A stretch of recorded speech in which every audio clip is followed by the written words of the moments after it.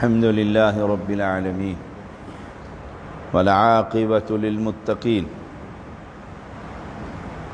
والصلاة والسلام على سيد الأنبياء والمرسلين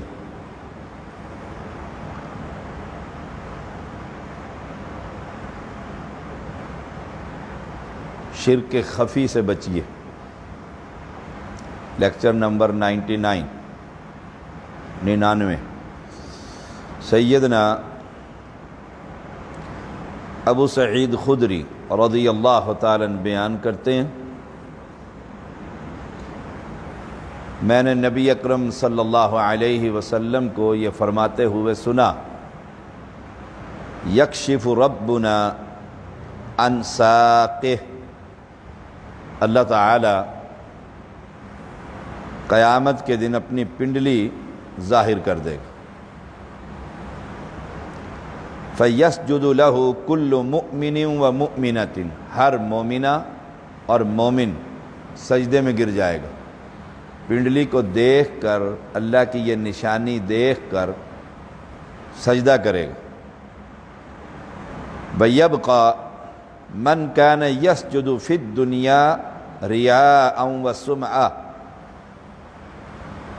وہ شخص جو دنیا میں ریاکاری اور شہرت کے لیے سجدہ کرتے تھے، شہرت ملے، بڑا عابد ہے، دکھلاوے کے لیے بڑی اچھی نماز پڑھتا، وہ باقی رہ جائیں گے۔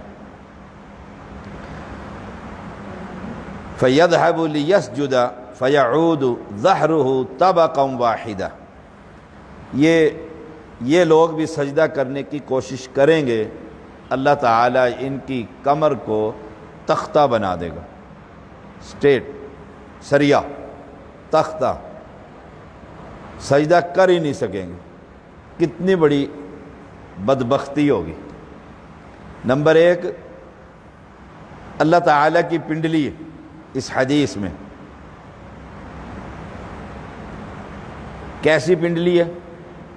پنڈلی سے فوراً مائنڈ میں آتا ہے جیسے ہماری پنڈلی، اللہ تعالیٰ کی کسی بھی صفت کی مثال بیان نہیں کی جا سکتی، یہ عقیدے کا مسئلہ ہے، توحید الاسماء والصفات کا مسئلہ ہے، مثال نہیں بیان کر سکتے، تعویل بھی نہیں کر سکتے کہ پنڈلی سے مراد قوت اور طاقت، جیسے مولانا مودودی جیسا آدمی بھی ہاتھ کا کہ اللہ کے ہاتھ ہیں، کہتے ہاتھ نہیں، جیسے ہاتھ سے مراد طاقت ہے، اللہ تعالیٰ غلبہ ہے، نہیں، جو کتاب و سنت میں صفات اللہ تعالیٰ کی موجود ہیں ہمیں من و عن ماننی ہے۔ پنڈلی ہے، بس پنڈلی کیسی ہے؟ جیسی اس کی شان کو لائق، بس تعویل نہیں کریں گے، کیفیت بیان نہیں کر سکتے۔ مومن جو ہی دیکھیں گے سجدے میں گر جائیں گے۔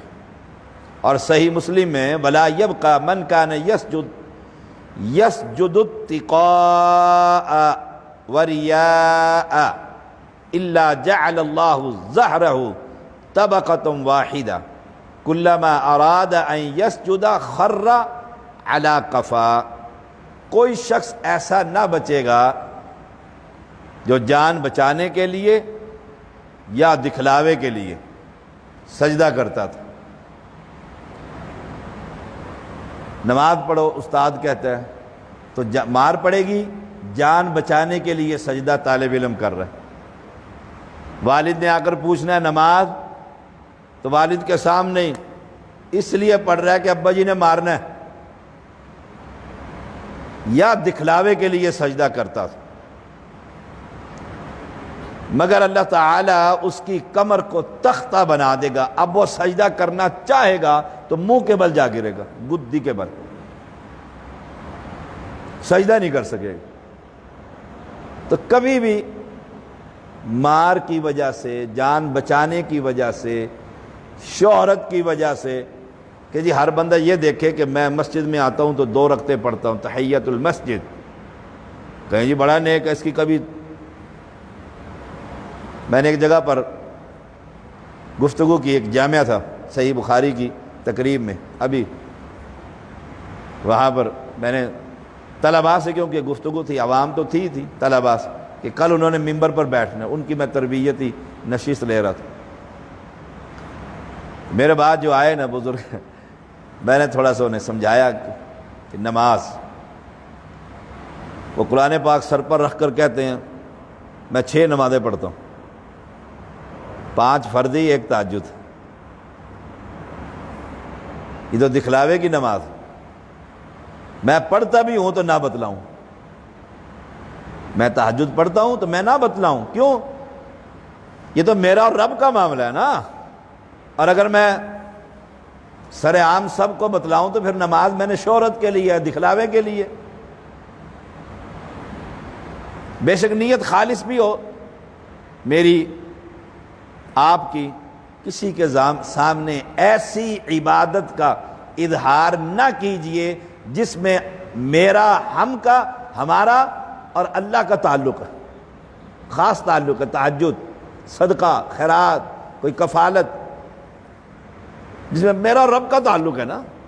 ہاں فرض نہیں پڑھوں گا تو مجھے ابراہیم صاحب پوچھیں گے آپ فرض نہیں پڑھتے، عوام پوچھے گی، بھائی پوچھیں گے فرض نہیں پڑھتے آپ، ایک خاص عبادت کر رہے ہیں تو اس کو اللہ کے لیے رہنے دیجیے۔ اور یہ بیماری بڑی عام ہے، تھوڑی سی کوئی نیکی ہو جائے صحیح، جب تک اس کا پوری دنیا میں ڈھنڈورا نہ پٹ جائے۔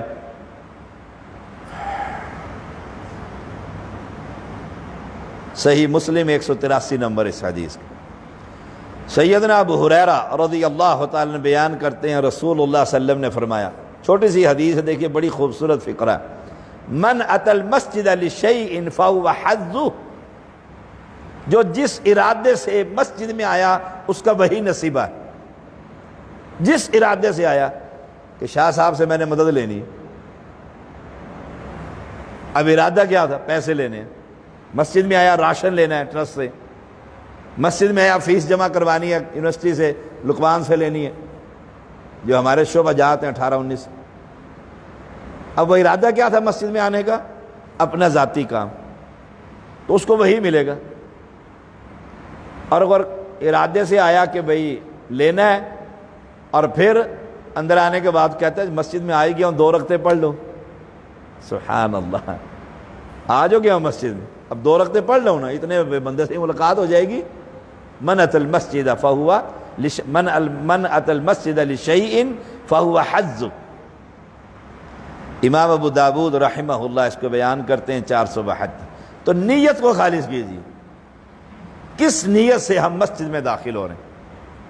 ہم دیکھتے نہیں بچوں کو، چھوٹے چھوٹے بچے، پنجاب میں تو بالخصوص، یہ تو دور دور مسجدیں، وہاں تو ایک مسجد میں تکمیل قرآن ہوا، وہاں سے مٹھائی کھائی اور دوڑے دوسری مسجد میں پہنچے، مٹھائی کھانے سے پہلے تقسیم ہونے پہلے وہاں سے بھی ڈبہ قابو کیا،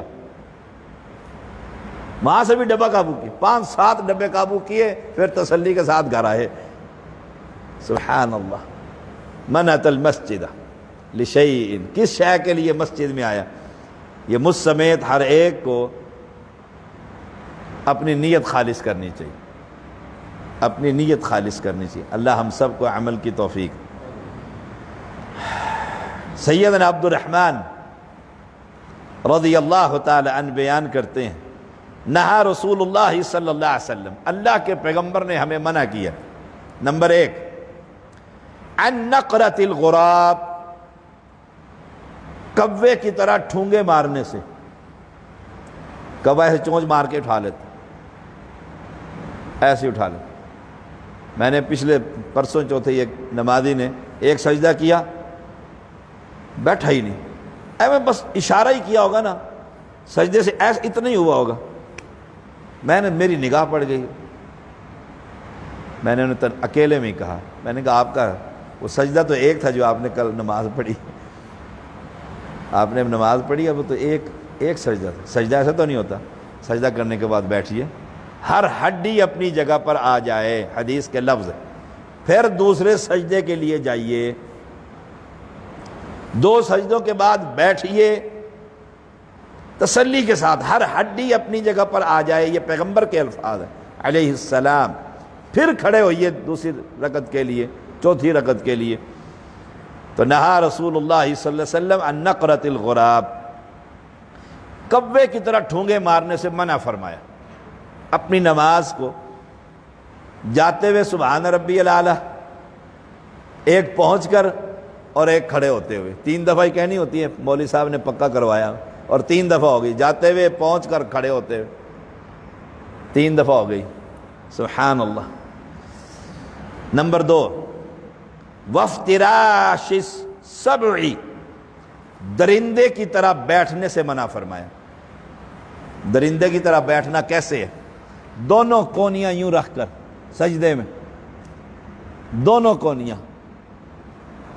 کونیاں جیسے آپ نے کتے کو دیکھا ہو، کتا بیٹھتا ہے، اور عورتیں سجدہ ایسے کرتی ہیں، اکثر عورتیں دونوں یہ کونیاں یہ پورے بازو زمین پر لگا دیں گی۔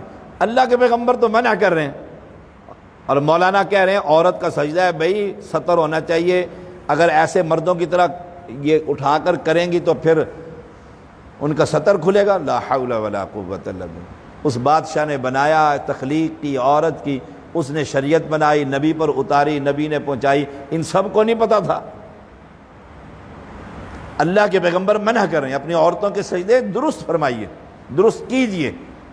ان کے ہاں بیماری ہے، مرد اور عورت کی نماز الگ الگ ہے، عورت یہ بچھا کر کرے گی، نہیں، عورت بھی ویسے ہی نماز پڑھے گی جیسے مرد پڑھتا ہے۔ پھر وہ کہہ دیتے ہیں ننگے سر پڑھے، اور ننگے سر کیوں پڑھے گی؟ اس کا ستر ہے، وہ الگ مسئلہ، اس کا ستر ہے کہ عورت سرتا پیر ستر ہے۔ تو نمبر 2، درندے کی مانند پھیل کر بیٹھنے میں منع فرمایا۔ نمبر 3، وَأَن يُوَتِّنَ الرَّجُلُ الْمَكَانَ فِي الْمَسْجِدِ كَمَا يُوَتِّنُ الْبَعِيرُ، مسجد میں ایک خاص جگہ متعین کر لینا، یہ میری جگہ ہے۔ وقاص خالد صاحب، خاص جگہ متعین کر لینا، یہ میری جگہ ہے، اس سے منع فرمایا۔ جس طرح اونٹ اپنی خاص جگہ کر لیتا ہے، اونٹ اپنی جگہ پہ بیٹھتا ہے، ریوڑ ہوتا ہے اونٹ کا باڑے میں، اس کی اپنی جگہ ہوتی ہے، اس کی اپنی جگہ، اپنی جگہ پہ کسی کو نہیں بیٹھنے دیتا۔ گولڈے کے اندر جامع مسجد میں، چودھری بشیر صاحب، جامع مسجد میں صف بندی ہوئی بھی، خطبہ جمعہ ہو رہا ہے، خالی جگہ پڑی ہوئی تھی، ایک آدمی کو پتہ نہیں تھا، وہ آ کر اس جگہ پر بیٹھ گیا، بس پھر اس کی جو دھلائی ہوئی نا جمعے میں، پیر صاحب کی جگہ پہ تو آ کے بیٹھ گیا، صحیح مالش کی انہوں نے، پھر اس صحیح مالش کی۔ اور پیر صاحب کب تشریف لائے؟ جب تکبیر ہونے لگی تھی، اس وقت وہ اندر بیٹھے حجرہ شریف میں، سیٹ خالی پڑی ہوئی۔ ہاں، یہ مسئلہ ضرور یاد رکھیے گا، امام کے پیچھے 3 آدمی ایسے ہونے چاہیے جو جماعت کرا سکیں، جو جنہیں نماز کے مسائل کا علم ہو، تقوی ہو، باشرہ ہو، امام کے مصلی پر کھڑے ہو سکیں، وہ 3 پیچھے کھڑے۔ اور کوشش کتنی ہوتی ہے کہ جتنے بچے ہوں گے نا وہ میرے ساتھ ہی، یہاں کوشش ہوگی یہاں شاہ جی کی جگہ پہ کھڑے ہو جائیں، یہیں پر میں دیکھتا رہتا ہوں، حل و عقد چودھری برادران میرے کدھر ہیں نمازی مستقل، دیکھتا ہوں تو پیچھے بلونگڑے کھڑے ہوتے ہیں کہ مجھے کچھ ہوا تو انہوں نے نماز پڑھانی، انہوں نے پہلے ناچ جانا۔ سبحان اللہ۔ خود آپ 3 آدمی اپنے آپ کو اہل سمجھے، اور پھر اور اساتذہ کو بھی کہتا رہتا ہوں جامعہ کے، اپنے مدرسے کے، بھیا یہاں پیچھے آیا کریں، آپ عالم دین ہے، دونوں مستند عالم دین ہے، نہیں آتے، ایک وہاں کھڑا ہو جائے گا، ایک ادھر کھڑا ہو جائے گا۔ مرزا صاحب کو چاہیے میرے پیچھے آئیں، نائب خطیب ہے ہمارے یہاں، میرے پیچھے آئیں۔ آپ لوگوں کو یہ 3 جگہ پر یہ خاص کرنا نہیں، کیوں؟ یہ امامت کی شرائط میں داخل ہے۔ امامت پرسوں ابھی اسی ہفتے میں نے ایک جگہ خالی تھی، میں ابھی ادھر ہی تھا، تو وہ ایک بزرگ آگے ہوئے، تو میں نے کہا بھائی آپ نماز پڑھا سکتے ہیں؟ ایسے ہی میں الفاظ کہے نہیں، پھر میری جگہ چھوڑ دینا امامت کے لیے۔ کوئی ایسا آدمی، وقاص صاحب آئے نا، سلیم صاحب آئے، سہیل صاحب آئے نا، یہ سلیم صاحب آئے نا، رضوان صاحب آئے، یہاں کھڑے ہوں۔ یہ 3 آدمی ایسے ہونے چاہیے۔ حضرت عمر جب شہید ہوئے، زخمی ہوئے، تو عبد الرحمن رضی اللہ تعالیٰ سب سے پہلے مصلی سنبھالا کہ مومنوں کی نماز خراب نہ ہو۔ مصلی سنبھالا، وضو ٹوٹ جائے سب سے پہلے مصلی سنبھالو، نماز ہے، یہ خاص کرنا نہیں ہے۔ ہاں کوئی اور ایسی جگہ پر جو خاص کر لینا، پھر وہاں کسی اور نے بیٹھ گیا ہے اور وہ بندہ نہیں ہوتا، اٹھ میری جگہ تے کیوں آ گیا، تینوں پتہ نہیں میں روز اتنے ہی بیٹھدا۔ یہ اس کام سے رسول اللہ صلی اللہ علیہ وسلم نے منع فرمایا۔ اللہ کریم ہم سب کو عمل کی توفیق دے۔ وآخر دعوانا الحمد للہ رب العالمین۔